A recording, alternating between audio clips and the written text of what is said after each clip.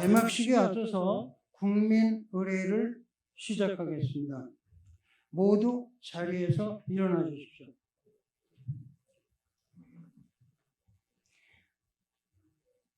앞에 보이는 국기를 행합니다.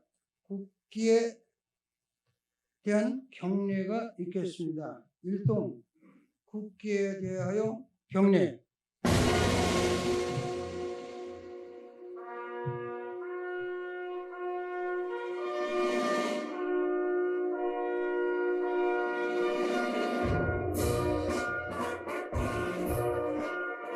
나는 자랑스러운 태극기 앞에 자유롭고 정의로운 대한민국의 무궁한 영광을 위하여 충성을 다할 것을 굳게 다짐합니다.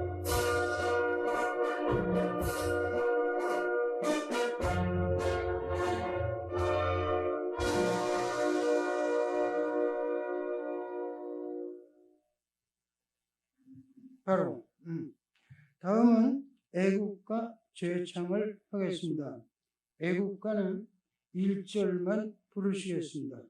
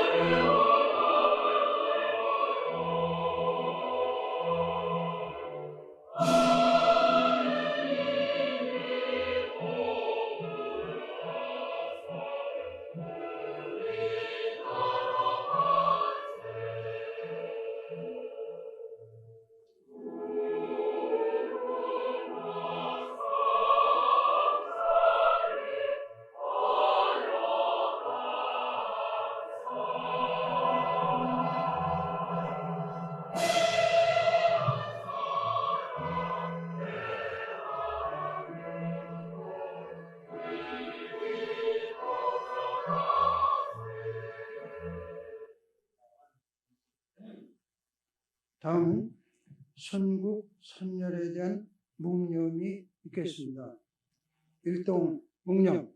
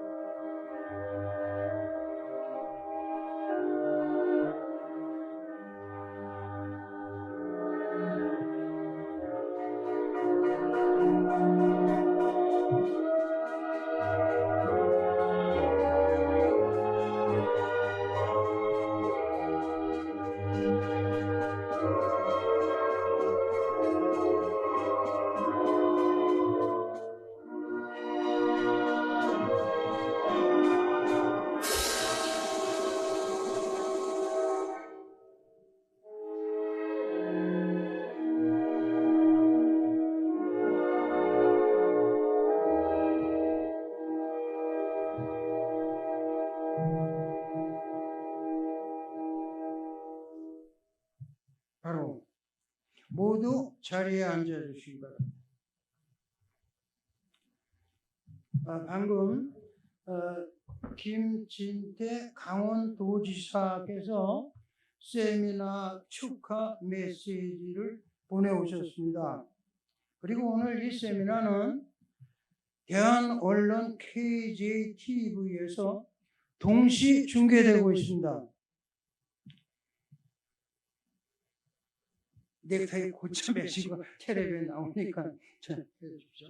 자, 이어서 대한언론인의 장석영 회장의 개회 인사 말씀이 있겠습니다.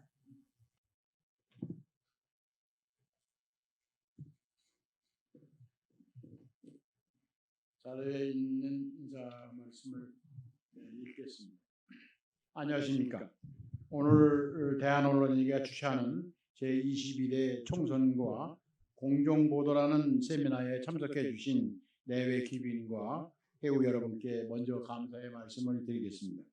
아울러 주제 발표와 토론에 참여해 주신 분들께도 감사드립니다. 내년 4월 10일에 치러지는 제20대 총선이 6개월여 앞으로 다가오면서 정치권이 본격적인 총선 전국으로 빠져들고 있는 가운데 언론도 바빠지고 있습니다. 아시다시피 내년 총선은 정치 권력의 측면에서 보면 해방 직후 사회주의 위험을 딛고 민주공화국의 길을 닦은 50 재헌 총선인 만큼이나 중요한 선거가 되리라고 봅니다. 왜냐하면 내년 총선은 국가의 근본 방향을 결정짓던 재헌 국회의원 선거와 다름없는 상황 속에서 치러지게 됐기 때문입니다.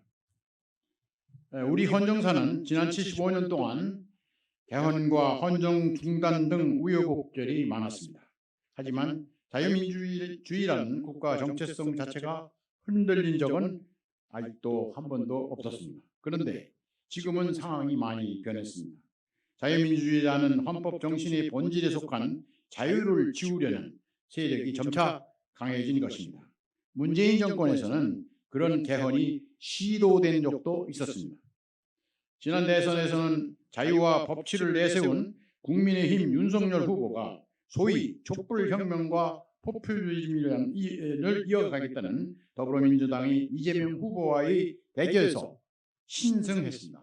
그러나 여소야대 정국으로 인해 윤석열 정부는 국정을 제대로 펴지 못해온 것이 사실입니다. 지금까지 현상을 보면 민주당의 노선은 과거 정통민주당과 거리가 멀기만 합니다.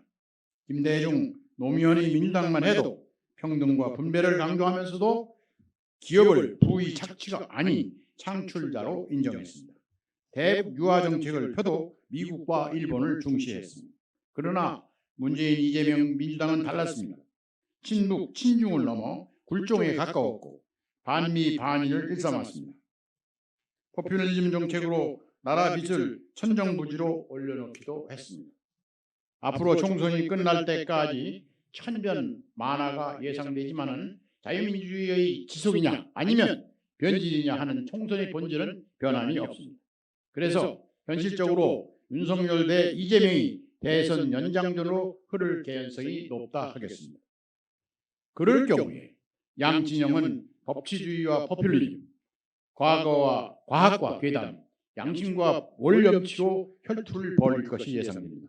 그러나 결국은 어느 정책이 국민의 마음을 더 많이 얻느냐에 따라서 승패가 갈릴 것으로 예측되고 있습니다.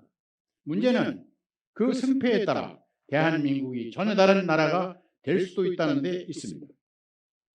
자유민주 대연합이 승리할 경우는 자유민주주의를 지켜나갈 수 있겠으나 그 반대의 결과가 나올 때는 대한민국의 정체성은 반자유민주주의 체제로 갈 것이 뻔합니다. 따라서 여론을 주도하는 언론의 책임이 그 어느 때보다도 막중하다 하겠습니다. 언론은 본래 순기능을 최대한 발휘해서 유권자들이 후보자 선택에서 바른 선택을 할 수 있도록 도와주어야 합니다. 그러기 위해서는 무엇보다도 사실 보도라는 이유로 진실을 보도하지 못하는 일이 있어서는 안 될 것입니다. 또한 어떤 정보든 가짜 여부를 반드시 확인해서 보도해야 합니다.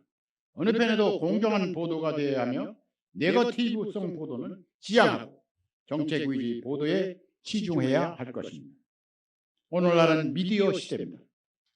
유권자들은 선거 정보의 대부분을 언론이 선거 보도를 통해서 획득한다고 봐도 과언이 아닙니다.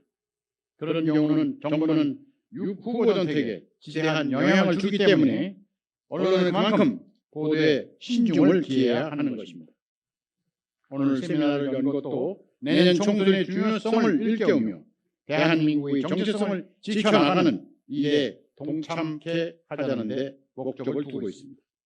자리에 계신 여러분께는 오늘 발표된 고견들을 널리 알려주시기를 간구하면서 인사 말씀을 가름코자 합니다. 감사합니다. 감사합니다. 이어서 본 세미나에 참가하신 사회자, 주제 발표자, 토론자를 제가 간단히 소개해드리겠습니다. 사회자 구호란 씨입니다. 현재 대한언론 주필이며 세계일보 지키를 역임하셨습니다. 다음은 주제 발표자 이기준 씨입니다. 현재 대한언론 편집위원장이며 뉴스워크 대표, 중앙일보 기획국장을 역임했습니다. 다음은 토론자 임종건 씨입니다.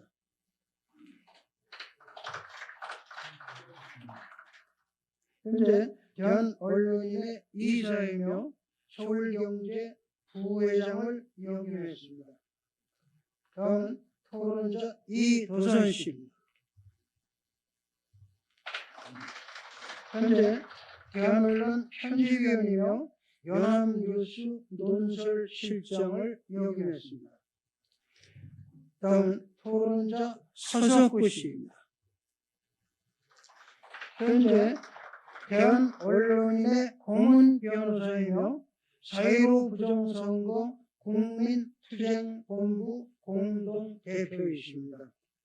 이상으로 사회자, 주제발표자, 토론자 소개를 마치고 이어서 본 세미나 진행을 넘기겠습니다. 감사합니다.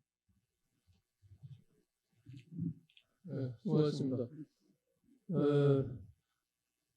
조금 전에 소개받은 구호란입니다. 저희 대한언론인의 주필을 맡고 있습니다. 여기 오신 분들은 뭐 다 아시겠지만 이게 KJTV로 지금 중계가 되고 있기 때문에 저희 대한언론인에 대해서는 모르시는 분도 계시지 않을까 생각합니다. 저희 대한언론인은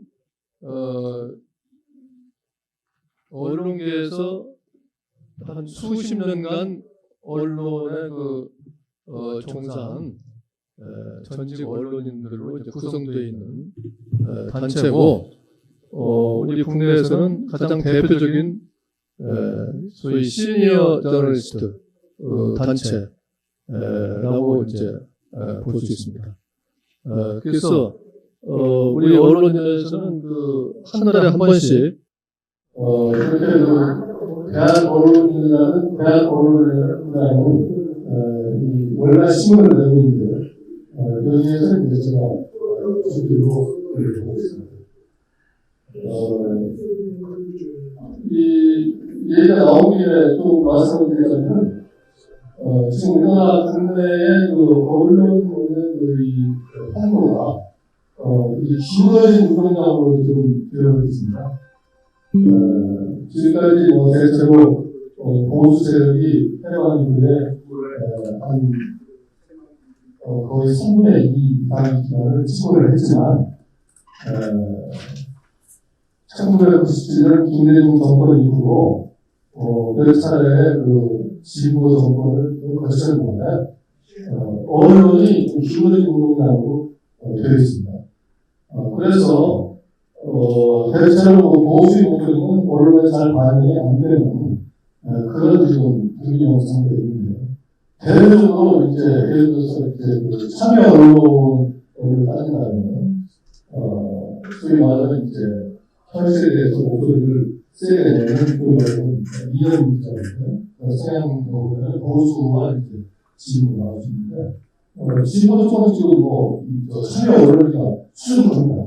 오마이뉴스도 있고, 미디어 언론도 있고, TSR도 있고, 그다음에 또 미디어스, 하여튼 이 기자들도 중요했거든요. 하여튼 이쪽은 우리 참여 언론이 굉장히 크거든요. 근데 지금 보수 쪽은 참여 언론이 대한언론 따르고 뭐가 있죠? 대한언론 따르고 보수 쪽에 참여 언론이가 뭐가 있느냐? 이거 한 달에 한 번 나오는 건데, 이거 빼고는 좀 보수를 제대로 대변하는 언론이 대한민국에 좀 없어요. 그거 가지고 이 사람들도 예를 들어서 좀 보면은 공산주의 반대하면은 그보다 아주 악성 트레이닝을 쏟아지고, 또 항의를 강조하면 신이나 악성 아주 트레이닝을 쏟아가지고 완전히 주잡듯이 덮치거든요. 그러니까 지금 그 사업자의 이 언론들이 거기가 지금 민노총 소속되어 있습니다. 민노총. 민노총은 아시다시피 주한미군 철수 뭐 등등 해서 완전히 어떻게 보면은 극단적인 이 좌익 단체인데 그쪽에 우리나라 대부분의 노조들이 다 들어가 있어요. 지금 일부 회사에 예를 들어서 무슨 자유 노조다 해서 이제 몇 군데 있는데 사람 얼마 안 됩니다. 그게. 거의 대부분의 노조원들은 지금 민노총 소속돼 있어요. 그렇기 때문에 지금 기울어진 운동장에서 이제 정치와 선거가 앞으로 지금 진행이 되는 거예요, 지금. 그래서 제가 보기에는 오늘 이런 세미나가 굉장히 중요하다. 물론 총선과 언론 공정 보도면 매년 나오는 거예요. 선거 때마다 수십 군데에서 이런 세미나를 합니다, 사실은. 근데 세미나 해도 현역 기자들이 이거 듣습니까? 얘기 안 들어요, 이거. 오늘 아마 이 현역 기자들, 전부 우리 회원들 빼고는, 이 현역의 젊은 기자들 여기 한 사람도 없어요. 이렇게 소위 말하면 시니어 우리 사회와 현역의 이영 저널리스트 사회가 이렇게 완전히 단절이 지금 되어 있는 형편이거든요. 참 어떻게 보면은 비극적인 얘기죠. 우리 시니어 쪽에 사실은 대한 언론이면은 이 상원급인데 어떻게 보면 우리 언론 구조로 본다면 저쪽은 하원급의 현역급 하원이라면 우리는 상원급이지만 이 상원에 대한 존재 예를 들면 존재감이랄까 이런 게 지금 거의 없습니다. 왜냐면 대한민국 현실의 추격판이라고 볼 수도 있죠. 예를 들면 시니어들에 대한 사회적인 인식, 또 젊은 사람들의 인식 여기에 엄청난 큰 벽이 있어요. 우리가 보면 깨야 될 벽입니다. 제가 좀 사회자로서 얘기가 좀 그랬으면 하여튼 그런 제 소감 일단을 말씀을 드리고 조금 전에 장석영 회장께서 말씀하신 것이 아주 중요한 내용들을 언급했는데 어떻게 보면 우리 세미나의 방향 그 자체입니다. 예를 들면 자유를 지우려는 세력이 강해지고 있다. 다음 선거에서 이제 지면은 자유를 지우려는 세력이 자유를 지울 것이다. 지금 이렇게 되어 있잖아요. 이것이 바로 지금 우리 대한민국의 현실입니다. 앞으로. 그래서 이제 제목도 재헌만큼 중요한 총선 이렇게 했는데 제가 보기에 저 정치부 기자 저도 했고 이 정치부 기자 어려우신 분들 오늘 많이 나오셨는데 우리 정치사에서 이번 총선만큼 중요했던 선거는 정말 재헌은 전 잘 모르겠고 제가 출입했던 이 기간 동안의 정치권 선거 중에서는 아주 제일 중요한 선거다. 이런 85년도에 그때 민정, 민한, 신민 3당이 이제 DJYS가 약간 풀리면서 그랬는데 그때 85년 2.12 선거 때 아주 컸어요 판이. 그래서 결국은 이제 민한당이 무너졌죠 그때 제2당이 신민당이 이제 근데 그때 선거 예측이 처음 민한당이 신민당이 망한다고 그랬어요. 근데 망하지 않고 제2당이 되고 민한당이 없어졌는데 다음 총선도 아마 잘못되면은 우리 정치판에서 없어지는 정당이 나올 수 있는 굉장히 큰 판이다 이렇게 말씀을 드리고 싶고 특히 아까 말씀드린 그런 이거 전제로 할 때에 다음 총선은 진짜 이거는 총력전이고 역사적인 소위 싸움이다 이렇게 봅니다. 그리고 이 장석영 회장의 개회사에서도 이 미디어의 중요성 이런 얘기를 했습니다만은 이 소위 민주주의를 미디어 클래시 이렇게 부를 정도로 미디어 시대입니다 지금. 특히 우리나라는 특히 텔레비전 영향력이 아주 소위 텔레크라 시대만 나오는데 그만큼 이 중요한 미디어 시대에 우리는 퇴역의 입장이지만 그러나 굉장히 걱정하는 입장에서 오늘 세미나가 이렇게 큰 의미가 있다 이렇게 말씀을 드리고 싶습니다. 어쨌거나 하여튼 제 얘기가 좀 오늘 날씨도 갑자기 추워져 가지고 사실 전화도 참 그 집에서 나올 때, 야, 이 추위에 많이 오시겠나. 그런데 생각보다 많이들 오셨고, 감사를 드립니다. 그러면 순서에 따라서, 오늘 그 발표자와 아까 소개를 했었죠. 그러면은, 앞으로 진행될 그 순서는,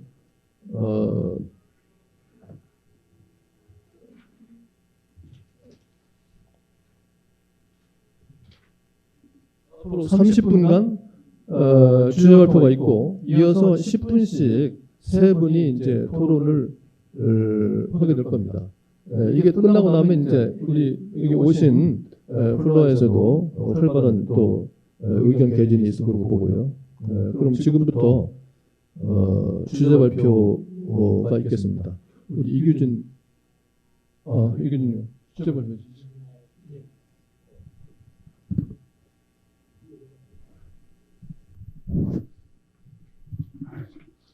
안녕하십니까. 이규진입니다. 오늘 또 이렇게 20대 총선과 공정보도라는 이런 주제로 세미나 주제 발표를 맡게 돼서 참 큰 영광으로 생각합니다. 오늘 세미나의 키워드는 우리 주제대로 총선과 공정보도인데 우리나라 정치 현실이 지금 이런 걸 얘기하기에는 너무나도 비참하기 때문에 저는 먼저 자유민주주의에 대해서부터 얘기를 좀 해야 될 것 같다고 저는 생각합니다. 여러분들이 다 아시다시피 자유민주주의는 우리 헌법 가치입니다. 우리가 양보할 수 없는 그런 가치. 수학에서 공리라는 게 있습니다. 어떤 경우에도 변치 않는 진리. 그게 공리라고 합니다. 그럼 우리나라의 헌법 가치는 어떤 경우에도 양보할 수 없는 가치는 자유민주주의입니다. 그런데 이 자유민주주의라는 게 우리 여의도 정치 현실에서 한번 보십시오. 과연 이것이 자유민주주의의 어떤 올바른 그러한 진행인가? 한국 정치의 민낯이 어떤가? 그건 여러분들께서 잘 아실 겁니다. 정치가 완전히 실종됐습니다. 가짜뉴스가 펀칩니다. 언론인 출신들이 막 여론 조작합니다. 이게 우리 현실입니다. 그런데 사실 여기다 대고 무슨 공정 보도를 하라? 어떻게 보면 참 부끄럽습니다. 저는 이렇게 생각합니다. 우리나라 교육이 잘못됐다. 정치 교육이 잘못됐다. 내가 하나 예를 들어드리겠습니다. 제가 귀로 직접 들었기 때문에 자신 있게 말씀드립니다. 돌아가신 분, 이름을 거명해서 죄송합니다. 노무현 대통령. 80년대 후반에 저와 우리 총련병 기자였을 때 같이 술 마시면서 솔직히 말씀드리면은 정치라는 게 별게 있습니까? 누가 국민을 더 잘 속이냐 시합하는 게 정치 아닙니까? 그렇게 얘기하더라고요. 그래서 촌철살인하십니다. 정말 그렇습니다. 어떤 면에서는 현실 정치에서는 그런 시각이 맞을 수가 있습니다. 제 마음속으로서는 악마의 촌철살인이다. 악마.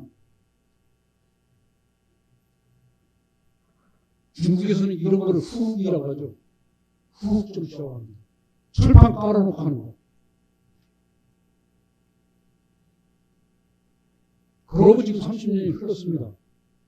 근데 지금 똑같아요. 국회의원 한 사람이 공개석상에서 나와가지고 거짓말을 합니다. 1시간, 2시간에 다 거짓말로 밝혀질 것을 알면서도 그냥 거짓말해요. 그러고 사과도 안 합니다. 그러고 며칠 있다가 또 거짓말을 합니다. 청담동 술집 사건 같은 게 대표적인 거 아닙니까? 뻔뻔스럽게 거짓말을 해요. 기자 출신입니다. 이런 식으로 움직여 나가는 게 우리나라 정치 현실입니다.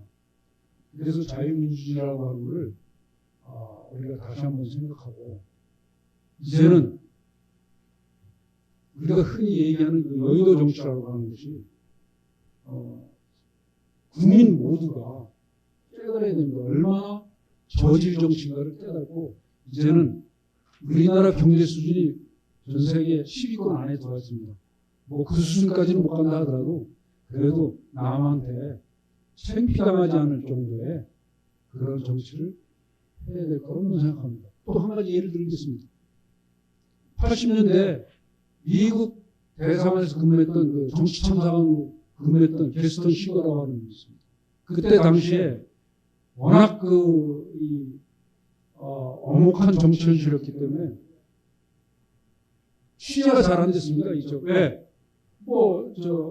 김영삼, 김대중 다 카탱님을 시켜놓고 일체 정치인들, 기자들 만나지도 못하게 하고 취재가 안 됐어요. 근데 유일하게 한국 정치의 모든 구석구석을 다 다닐 수 있는 유일한 사람이 게스턴 시거라고 하는 그 정치 참사관이 있습니다. 그 사람은 막지를 못했어요. 그래서 그 사람한테 가서 취재를 저희들이 했어요. 어디서 주했냐면 바로 옆에 미국 문화원 공보관실이 있는데 거기 가서 취재하고 그랬었습니다. 근데 그분이 미국에 돌아가가지고 자수전 같은 걸 썼는데 그게 보도가 한 번 됐어요. 자기가 7년 동안 한국에서 정치 참사관으로서 활동할 때 모든 정치인들을 다 만나봤다. 근데 공통점이 있더라. 전부 민주주의를 얘기하더라고요. 민주주의 얘기 안 하는 사람이 한 사람도 없더라. 그런데 민주주의를 제대로 공부하고 제대로 아는 사람 또한 한 사람도 없더라. 이게 지금 우리 대한민국의 현실입니다. 물론 왜 그런가 이거는 제가 지금 정치학자도 아니기 때문에 분석은 안 하겠습니다만은 다 나름대로 우리 45년 해방 정국 이후에 광복 이후에 어떤 정치의 흐름 속에서 이게 형성된 것이겠습니다만 그것까지 분석할 그런 자리는 아닌 것 같고 지금 우리 정치에 권력이 이렇게 저질이 낮은 수준이다라고 하는 것을 제가 먼저 말씀드립니다. 왜? 현재 여의도 정치에 여기서 지금 나오는 것이 여러분들 생각해 보십시오. 꼼수가 뭡니까 정치라는 거. 이게 무슨 초등학생들 무슨 놀이하면서 아니 방탄이 또 뭡니까 이게? 이게 뭡니까 진짜? 이런 식으로 정치를 해요. 근데 그것이 그 사람들은 그게 정치라고 생각하는 것 같아요.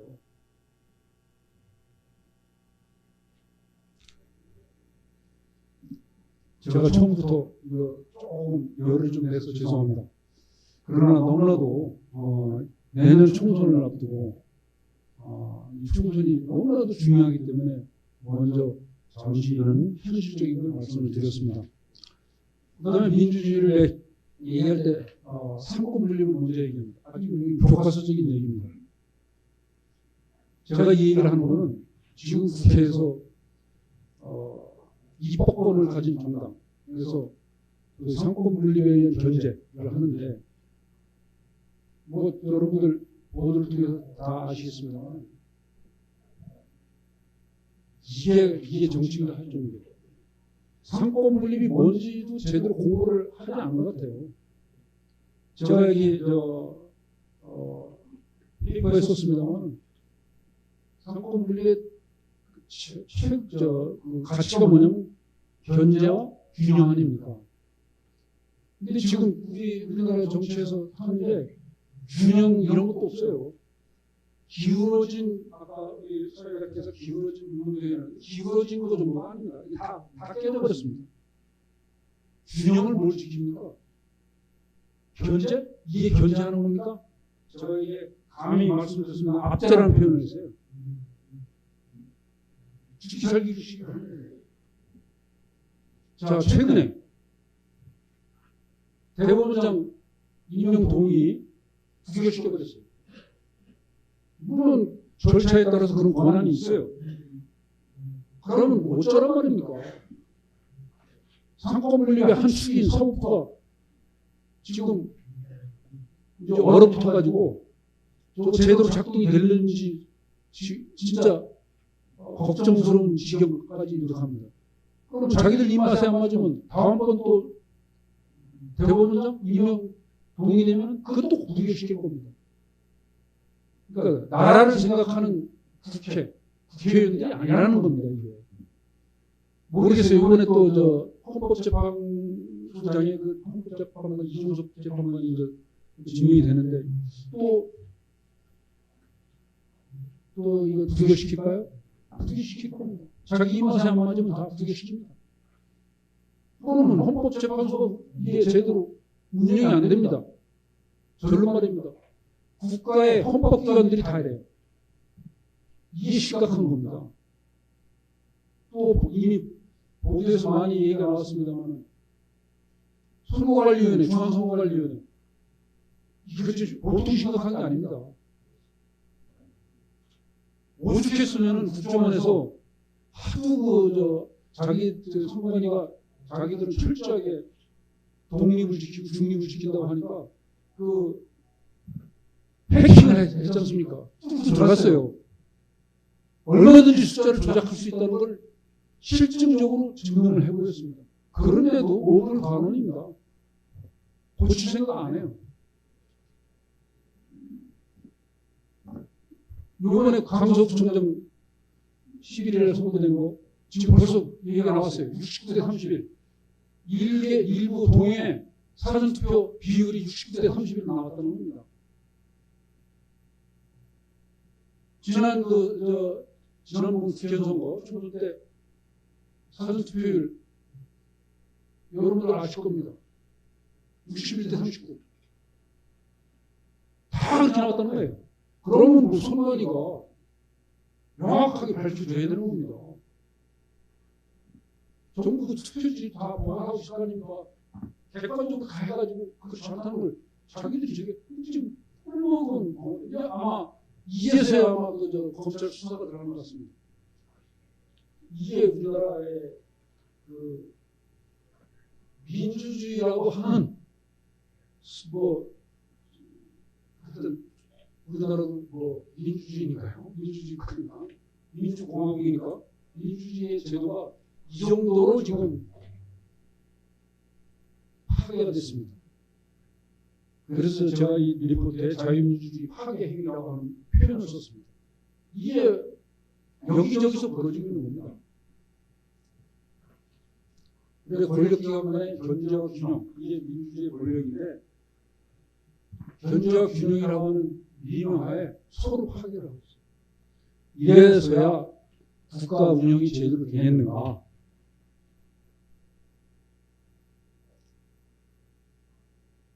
또 누군가는 그런 얘기를 합니다. 국회가 얼마나 중요한지.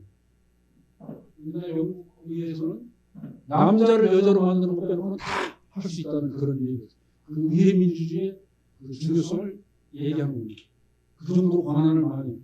그런데 제가 영국 가서 좀 연수를 했습니다만 영국 의회 함부로 못합니다. 국회의원들이 그렇게 막 함부로 그렇게 할 수가 없습니다. 거기는 헌법도 없어요. 영국에는 헌법도 없는 나라입니다. 그런데도 자제하고 협상하고 포용하고 그런 정치를 해라는 겁니다. 그런 나라에서 그 의회가 권한을 가질 때 그게 민주주의가 되는 겁니다. 영국 얘기가 나왔으니까 한 말씀 더 드립니다. 영국은 최소한도 정치를 주권자인 국민이 갖고 있습니다. 그 실체적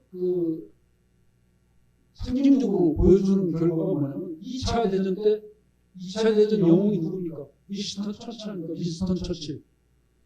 그 전쟁 진짜 나라가 다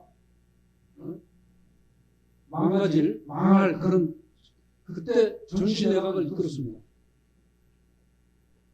국민들 용기를 불러일으켜주기 위해서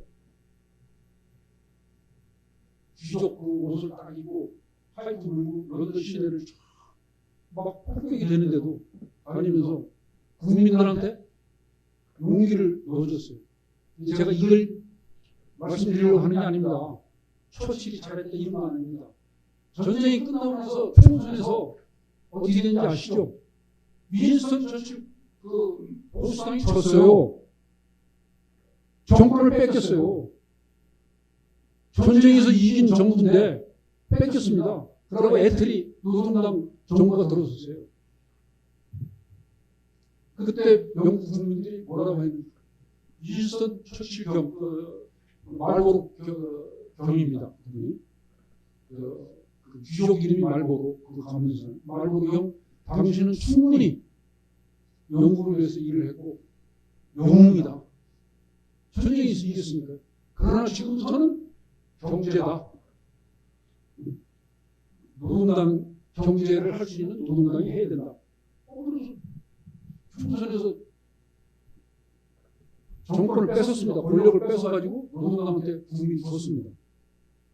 그리고 8년 후에 다음 그 8년 후 선거에서 처칠이 다시 이겨가지고 보수당 정권이 다시 들었습니다. 그때는 왜 들었었냐면은 유럽의 EU가 처음에는 EC라고 그랬죠. EU가 들어서면서 유럽의 그 공동체 그걸 만들기 위해서 윈스턴 처칠이 필요하다. 이 정치라고 하는 것을 이제는 정치인 손에서 국민의 손으로 주권자의 손으로 다시 넘겨줘야 되는데 이제 우리가 할 일이 아닌가 이런 생각입니다. 제가 하나 또 말씀드리겠습니다. 제가 워낙 정치 부자를 15년 하다 보니까 많은 사람들한테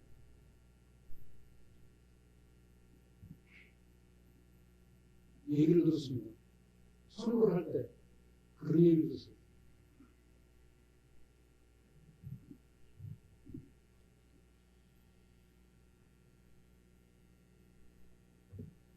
국민들이 투표를 안 하고 배겨? 민주주의 제도라고 하는 게 선거에 의해서 이루어지는데 누군가는 찍지 않으면 안 되게끔 제도가 되어 있다는 거예요. 그 선거를 지도자 선출을 거부할 수 있는 권한이 국민에게 있어야 되는데 그게 없어요.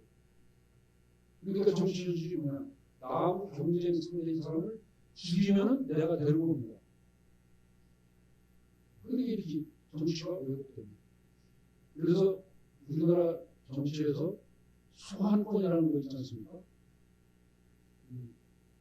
정치인을 국민이 주권자가 소환해서 파문시키는 이런 제도가 이제는 활발하게 움직여야지 되지 않겠나 이런 생각을 해봅니다.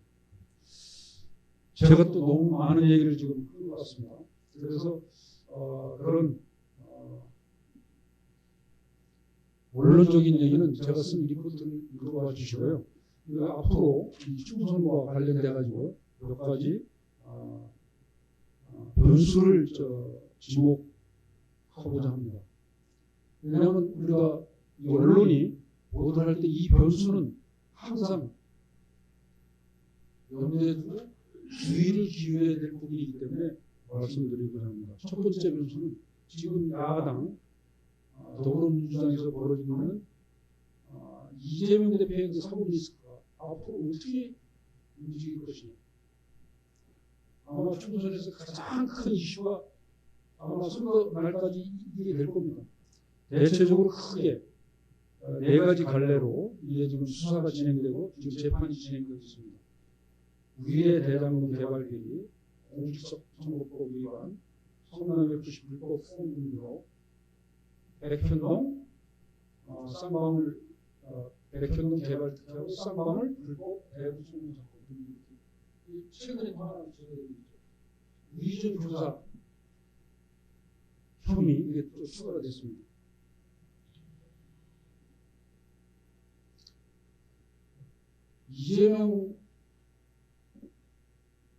이재명에 대해서는 제가 더 이상 얘기 안 하겠습니다. 얘기할 가치조차도 없다고 저는 생각합니다.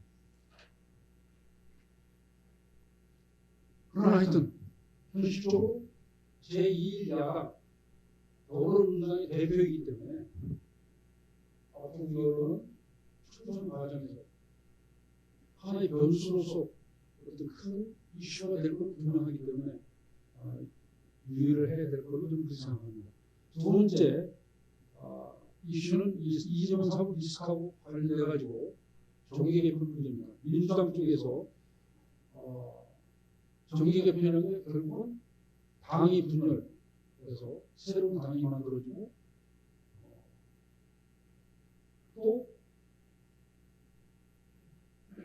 총선에서 새로운 당이 만들어졌을 때 국내 여론이 어떻게 변할 것인가, 이게 큰 변수가 될 겁니다. 그런데 최근에 야당뿐이 아니라 국민의힘에서도 지금 탈당 가능성이 거론되고 있습니다. 어제 이준석 전 대표가 눈물을 흘리면서 얘기를 하더라고요. 하여튼 그건 안철수 전 대표하고의 어떤 그런 관계에서 나온 얘기인데, 말 끝에 자기는 12월 달까지는 절대 탈당은 안 한다, 그런 취지로 얘기를 하더라고요. 모르겠습니다. 이른바 국민의힘 내에서 윤심 쪽에, 윤핵관 쪽에, 윤심 쪽에 쓰지 않은 사람들이 글쎄요, 탈당을 해서 새로운 정당을 만들어서 총선에 도전할 것인가? 이것도 하나의 큰 변수고 관전을 해야 될 포인트라고 봅니다. 특히 그 야당 쪽은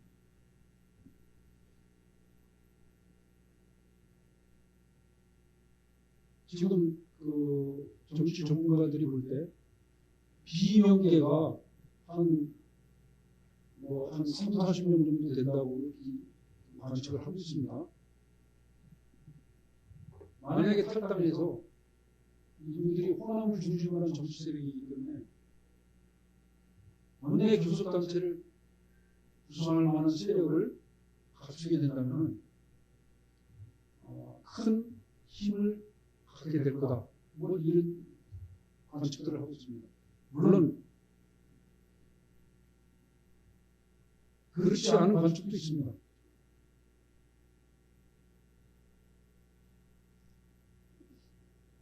새로운 선택이 아니라 누구죠? 조정은 시대전환, 조정은 대표 같은 사람은 22대 총선은 아주 자기 나름대로 딱 주장을 하더라고요. 양당 진영 대결이다.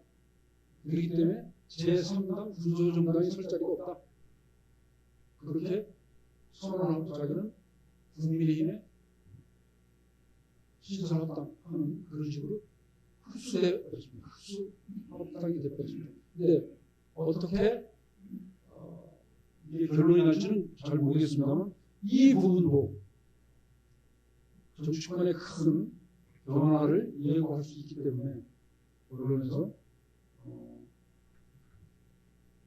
관심을 갖고 지켜봐야 될 부분입니다.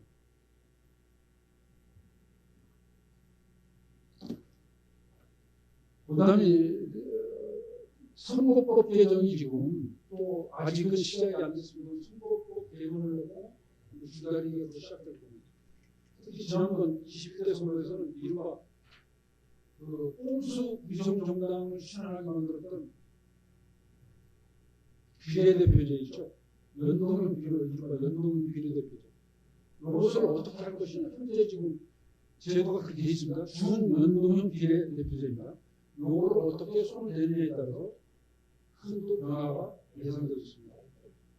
이런 것이 변수로서 작용할 그런 부분이 됩니다. 제일 마지막으로 부정선거 부분입니다. 제가 리포트에는 그 부분은 넣지는 않았습니다. 근데 며칠 전에 이게 4.15 21대 선거입니다. 4.15 부정선거, 이것이 본격적으로 검찰에서 수사에 들어간다는 그런 소식이 전해졌고, 그것도 3년 반 만입니다. 3년 반 만에 본격적으로 이제서 들어간답니다. 그 다음에 아까도 잠깐 언급했습니다만 강원도청장 선거에서도 이게 부정선거가 있었다 하는 주장이 지금 제기되고 있습니다.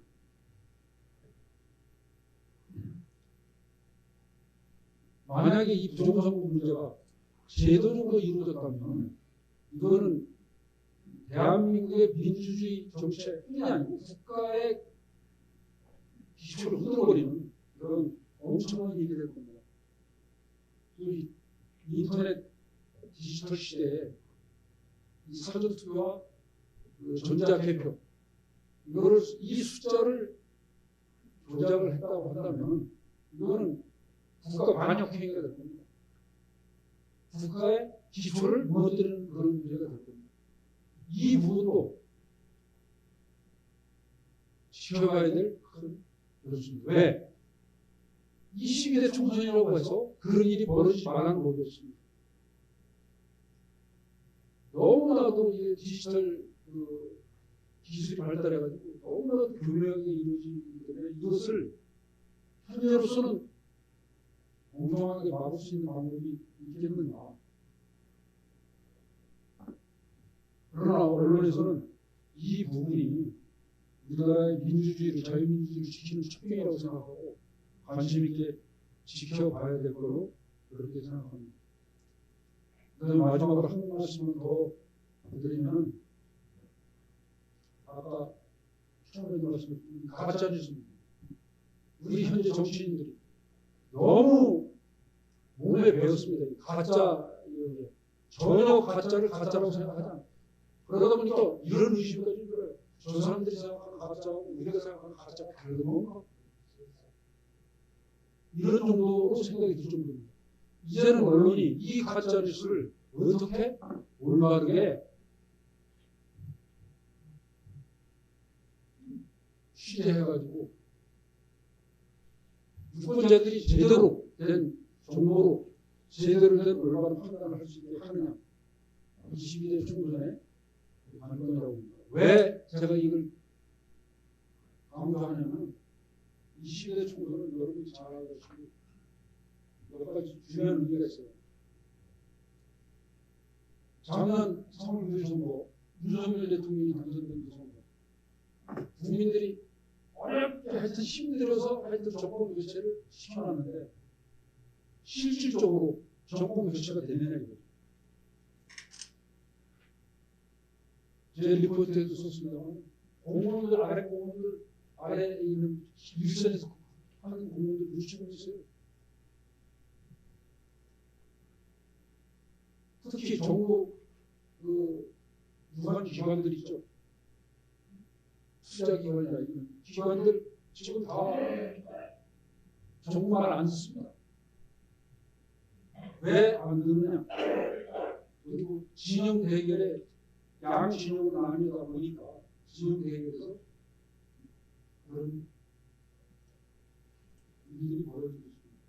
바로 이런 것을 끝내줄 수 있는 것이 즉 진정한 의미의 정권 교체를 할 수 있는 것이 바로 내년 4월 10일 날 실시되는 22대 총선이 아니겠나. 만약에 현 여당이 22대 총선에서 진다면 윤석열 정부는 내임덕이 그때부터가 아니라 아예 그때부터는 전혀 움직이지 못하는 그런 정부가 될 거고, 만약에 여당이 즉 보수 진영이 이긴다면 새롭게 나라를 시작할 수 있는 계기를 마련할 수 있게 될 것이기 때문에 제가 이렇게 말씀을 드립니다.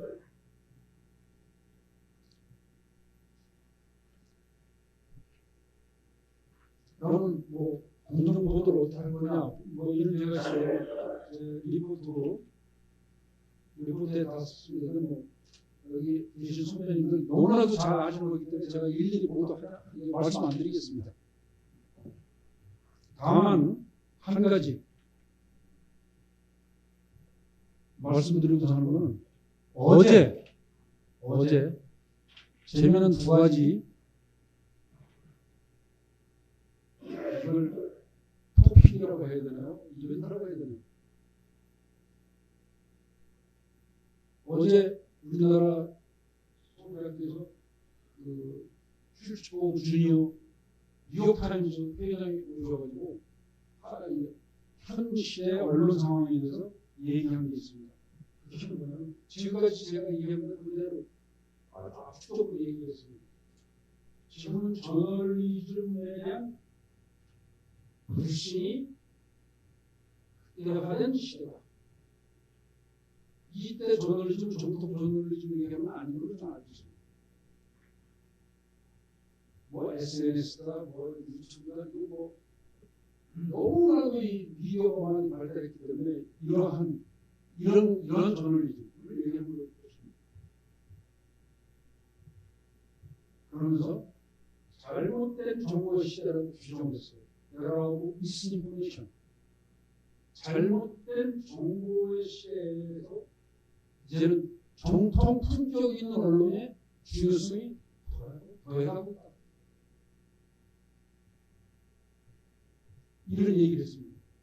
이거는 물론 우리나라 언론을 향해서 한 것이 아니라 한국뿐만 아니라 전 세계 언론을 향해서 하는 얘기라고 생각합니다.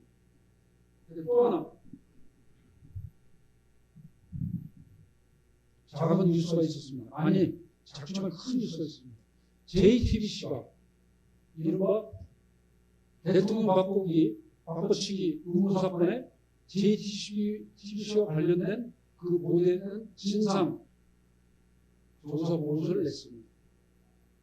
그 봉지 그 기자가 지금 뉴스타파에 가 있는 기자가 어떻게 그 뉴스를 다뤘으며 어떻게 보고했는가를 그 진상을 밝혔습니다. 한마디로 정부가 다 허위였습니다. 거짓말이었습니다. 허위였습니다. 그거를 선거 3일 전에 터뜨려가지고 이른바 진보 좌파 언론에서 전부 받아가지고 3일 전에 터뜨렸습니다. 그때 당시에 저희들이 조금 의심스럽게 생각했던 몇 가지 부분이 있어요. 제가 이 말씀만 하고 끝내도록 하겠습니다.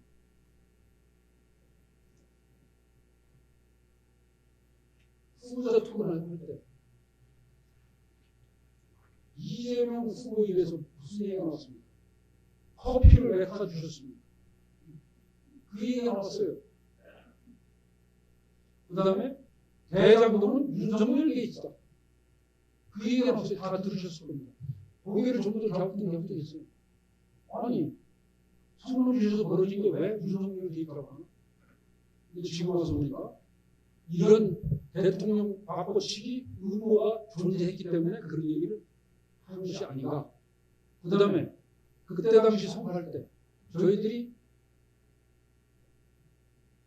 아마도 한 2% 내지 3% 많게는 한 5% 2%다 라고 많은 분들이 생각을 했어요.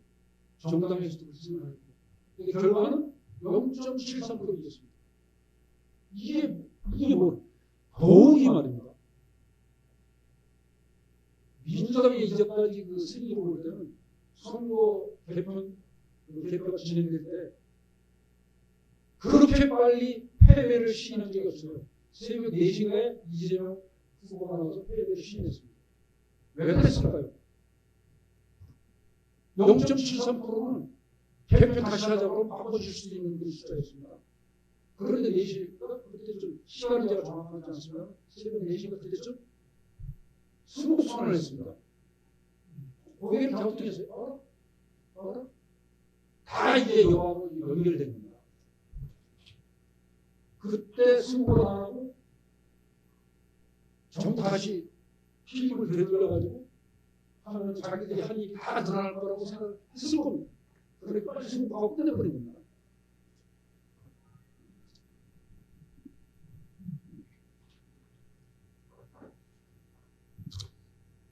제가 뭐 드릴 말씀은 참 많습니다만 시간이 넘친 것 같습니다. 제가 뭐 시를 본방으로 얘기하다가 글쎄요. 그래서 제 주제 발표는 이것으로 마치도록 하겠습니다. 경청해 주셔서 감사합니다.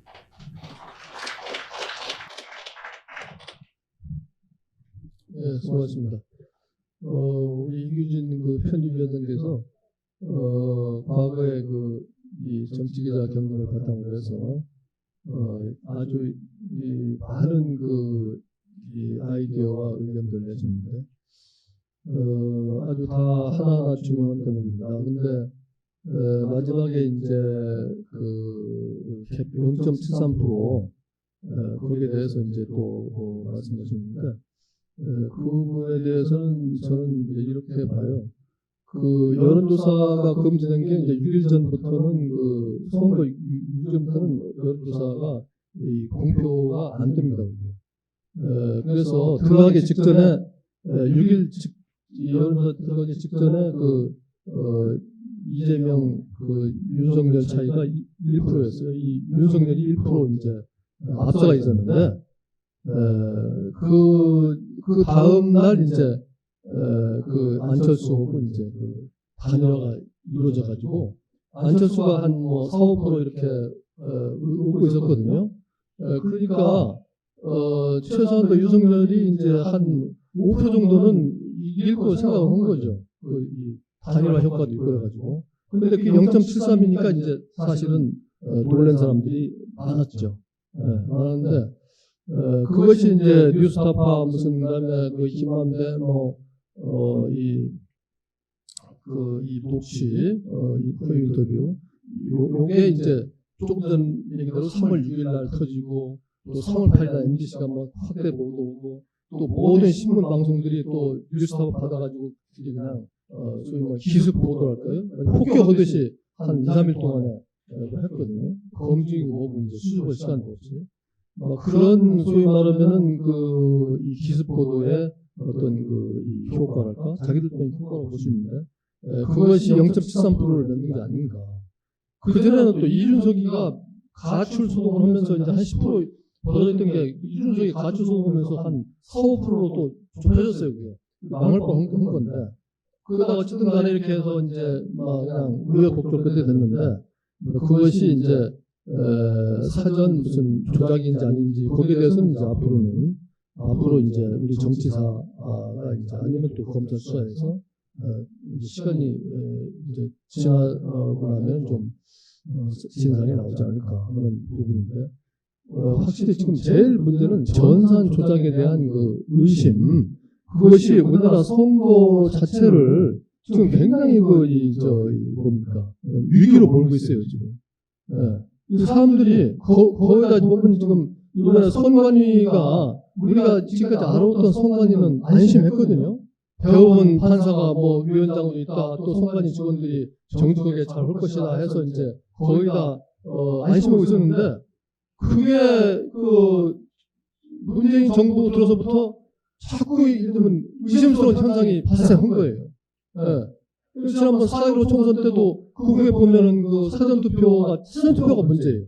본투표보다도. 사전투표가 이틀 동안 진행되는 동안에 거기에서 고장이 난 게 아닌가 하는 의심이 뭐냐면은 어떻게 사전투표에서 63대 36으로 그래서 2대1 정도로 이렇게 민주당이 이기냐 이거 계속 아주 많은 수도권 지역구에서 그리고 이번에 강서도 어떻게 사전투표에서 또 2대1 이상으로 또 민주당이 이기느냐. 왜냐하면 물론 거기에 젊은 사람들 등등해서 그쪽 민주당 편에 민주당 지지자들이 많이 한다 하지만 2대1까지 사전투표가 벌어진다는 거는 지난번 4.15 때는 또 똑같은 현상이 있었고 그래서 이것이 예를 들면은 선거 부정에 상당히 좀 중요한 근거가 되고 있는데 이 선관위 태도가 아주 미적지근해요.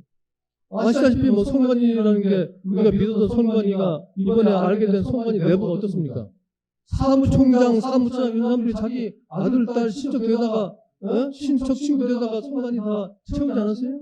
상당 부분을 요직을 그리고 예를 들면 감사원 감사하겠다니까 헌법기관인데 왜 니들이 들어오냐? 그다음에 이번에 국정원에서 말이죠 해킹 검사 해가지고 이게 예를 들면 발표가 나니까 거기에 대한 거부감도 굉장히 강해요. 전혀 그쪽을 수용을 하려 하지 않고 선관위를 믿어달라는데 선관위를 이 믿으면 좋은데 믿을 수 있는 근거가 지금 거의 많이 흔들려 있습니다 지금. 통일하나 또 민주당 쪽에서는 왜 국정원이 이 선관위에 끼어드느냐? 북한의 해킹 위험이 많다고 지적했는데 그거 또 말이에요. 민주당 쪽에서는 아주 예를 들면은 선관위를 너무 적극적으로 보호를 하고 있는데 등등 해서 이 선관위에 대한 이 특별한 감시가 언론 감시가 있어야 되겠다. 그런 점에서 이제 공정 보도 부분에서도 이런 부분은 특별히 우리가 좀 강조를 해야 되겠다 이런 겁니다. 이제 주제 발표는 이 정도로 끝내고요.